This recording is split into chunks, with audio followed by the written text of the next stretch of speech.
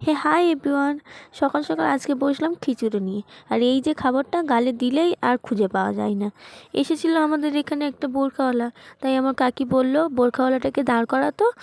উনি এমন ধীর গতিতে ছুটেছে, আর পাওয়া যায়নি। অনেকক্ষণ পরে এলো, তারপর ডাকলাম। উনি 3টে বোরখা নিল, আর এখানে সব বোরখাগুলো রয়েছে। আর আমি বললাম কাকি একটা ছাড়িয়ে দেখাও তো, তাই এটা দেখাচ্ছে।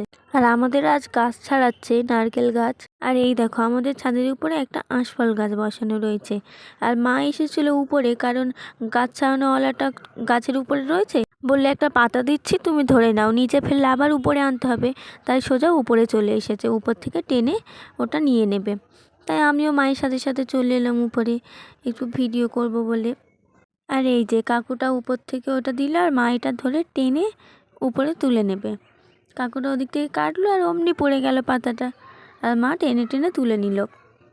তারপরে আমি আবার যাচ্ছিলাম একটু আমার বোনের কাছে মাঠে। এটা হলো আমাদের মাঠের রাস্তা, কত সুন্দর লাগছে। এখন ধান তো পেকে যাচ্ছে। আর এই দেখো একটা চাষির কতগুলো ধান নষ্ট হয়ে গিয়েছে। আর আমরা এসেছিলাম খেলা করতে, এসে দেখি খেলার মাঠ পুরোই ফাঁকা। একটা ছেলে সাইকেল চালাচ্ছে, আর একজন বসে রয়েছে। আর এই দেখো একটা পুতুলটা কি সুন্দর, মুখটা দেখতে ভালো নয়, তবে আউটফিটটা সুন্দর লাগছিল, তাই একটু ক্যাপচার করে নিলাম। তারপরে তো বিকালে মাঠ ভর্তি হয়ে গেল খেলার জন্য। আমি একটুখানি খেলেছিলাম, আমার পায়ে খুব লাগছিল বলে আর খেললাম না। আর আমাদের ওখানে যেমন খেলতাম, এদের এখানে রুলস পুরোই আলাদা। আমার ওদের সাথে একটুও মনামনি হচ্ছিল না, তাই চলে এলাম। এরকম খেলার দরকারই নেই আমার। তারপরে আমি একটু চারপাশটা ঘুরে ঘুরে দেখাচ্ছিলাম। হঠাৎ আরেকটা বন্ধু ফোন করে বললো তোমরা যখন মাঠে যাবে আমার কাছে ফোন করবে। তাই সে ওই দিক থেকে আসছে। আর আমার সানাব্বাদের ছাদের উপরে কতগুলো কাঠ, পুরো ছাদ ভর্তি, শুধু কাঠ দিয়ে শুকাতে দিয়েছে। আর এগুলো তো আমার বোনই বেশিরভাগ সব কিছু করে। আর কি কোইন্সিডেন্স হয়ে গেল, আমরা এলাম আর আমার বন্ধু হঠাৎ ফোন করে বললো আজকে মাঠে যাবে বলে। আমরা তো মাঠেই আছি। বলে ঠিক আছে আমি যাচ্ছি। সে ওখানে যে মাঠে ওই দেখা যাচ্ছে, ও ওদিক দিয়ে ঘুরে ঘুরে আসছে। আর এখানে এসে পৌঁছেই গেল। আমি ভিডিও করছি দেখে আবার একটু হাই করে দিল। তারপরে ছুটতে ছুটতে চলে এলো আমার কাছে। আমিও তাড়াহুড়ো করে নিচে নেমে এলাম ওর কাছে। তারপরে এসে কজন বসে বসে গল্প করলাম। আবার সন্ধ্যাবেলা আমার বোন বললে একটু কাকুর ল্যাপটপটা নিয়ে একটু মুভি দেখি আয়। তাই ল্যাপটপটা নিয়ে বসলাম। একটা বেশ ভালো মুভিটা লাগছিল, নামটা ভুলে গিয়েছি মুভিটার।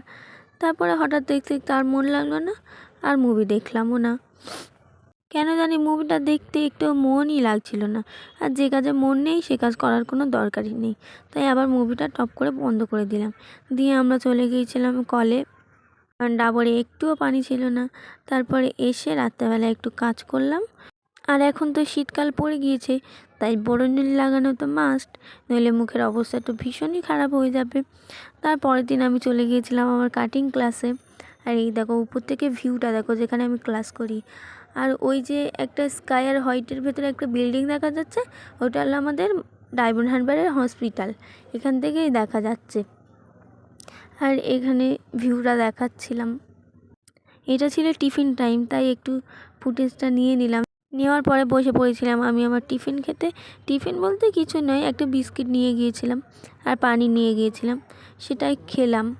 খাওয়ার পরে আবার অন্যদিকের ভিউটা একটু দেখাচ্ছিলাম। এটা হলো আমাদের কাটিং ক্লাস।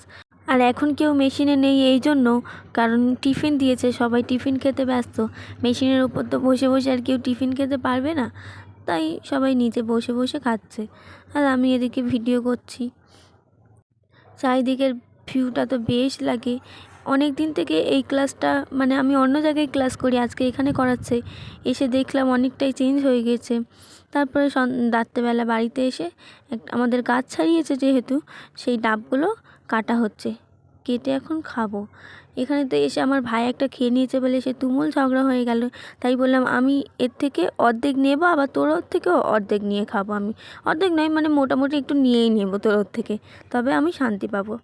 আর অনেক কষ্টে ছাড়ানোর পর বেরোলো একটা পাতলা শাঁস, যার ভিতরে বেশি কিছু নেই, তবে এটাই বেশ ভালো লাগে খেতে। এটা খাওয়ার জন্য আমরা মারামারি করি দুই ভাই বোনে। তাই ওর থেকে আমি একটু চামচ করে কাটিয়ে নিচ্ছিলাম।